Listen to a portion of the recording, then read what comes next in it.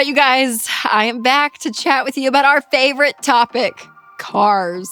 I mean, obviously, I'm so knowledgeable on cars. No, but for real, this is such a part of our life, and we need car content to make sure that we're not overpaying for things. We know what we're doing, and let's be honest, it's just a part of our life. So let's get to it. Because unless you are, riding in a taxi or taking the subway every day, you're going to have a car. You're going to have a car. And when it comes to deciding the right car to own the right way, it can get a little complicated. And especially since inflation is so high and everything still is crazy, we need to chat about this because apparently I'm not the only one that has noticed this. I saw an article recently with this exact point. So today, together, we're going to unpack this subject. We're going to talk about the 11 cars you don't want to have during inflation. And I'll give you all the details and share my honest reactions and opinions. Plus, stick around to hear my top 3 tips for car ownership. Okay, recently, Consumer Reports put together a list of the vehicles that were the most expensive to fill with gas. Now, these aren't necessarily the cars on the market that get the worst gas mileage, just the ones that cost the most when you fill them up. And there are obviously pros and cons with every vehicle, but gas is always a consistent part of the equation. And the cost of gas typically takes up space in the American budget every single week. So it's something to look at. Now, based on the average gas price of $3.65, here is what we found. Number 1, the Toyota Sequoia. Yep, it can hold up to 22.5 gallons and approximately 21 to 24 miles per gallon. And the cost to fill up the tank is $82.13.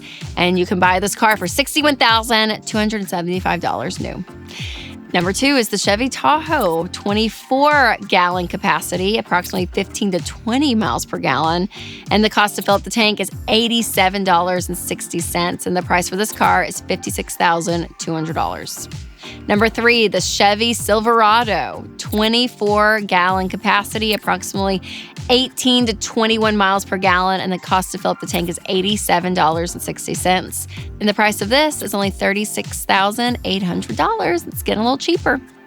All right, number 4 is the Cadillac Escalade, 24-gallon capacity, approximately 14 to 18 miles per gallon, and it costs $87.60 to fill up, and the price of this car is $81,895.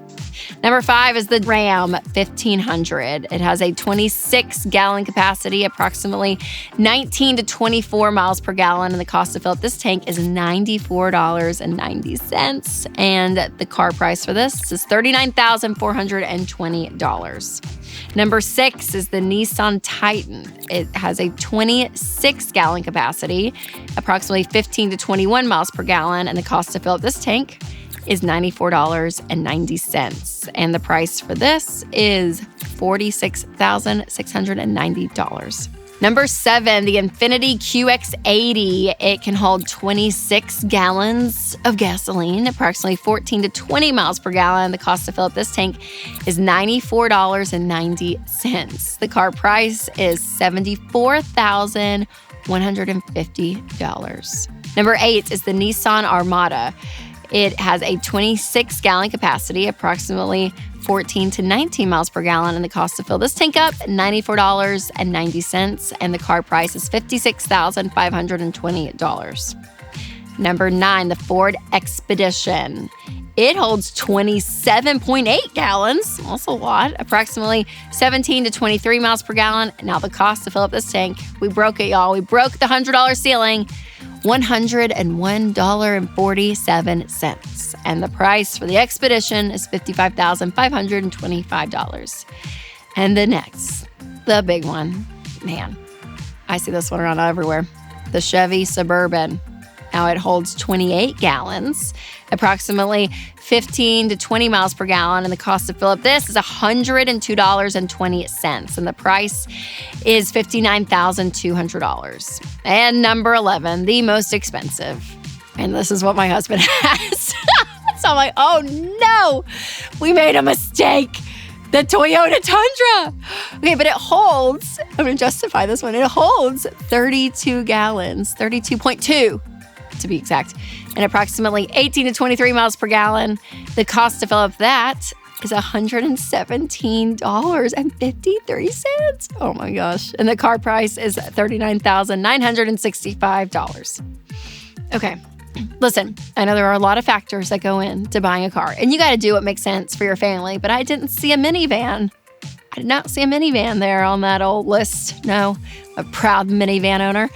But for real, if you're the SUV, it's mostly SUVs and trucks, right, on this list, because obviously, they're bigger. If you have a lot of kids, you want to look cool, you're going to get the SUV. Let's just be honest. But for real, you do want to think through, hey, if this is going to cost this much to fill up the tank, every time we fill up, what's that look like for our budget? And so ultimately, though, all of this is up to you. And no matter what your priorities are, go the smart way. So here are 3 things to remember when it comes to buying a car.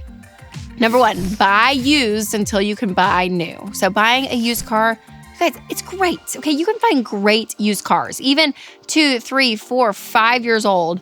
They're going to be fine. And most of the time, the owner that bought it initially when it was brand new is going to take the hit for the depreciation. They go down so fast in value.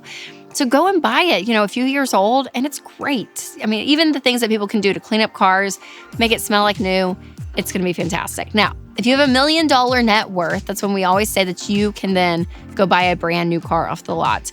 Because at that point, you can take the hit of the depreciation and not affect you financially as much.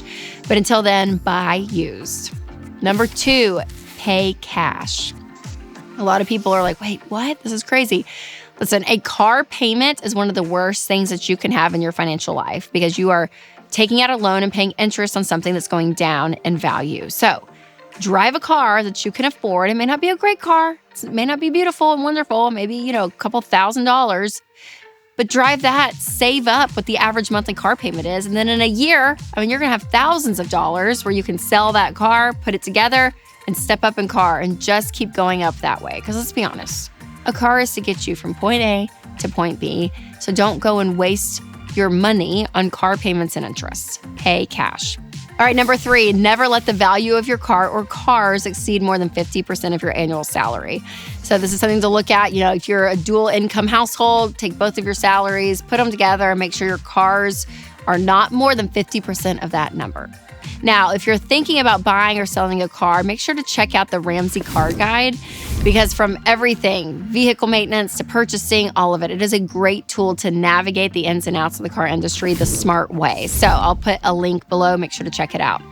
And if you haven't checked out my episode on 10 great cars under $10,000, make sure to do that next. All right, you guys, remember to take control of your money and create a life you love.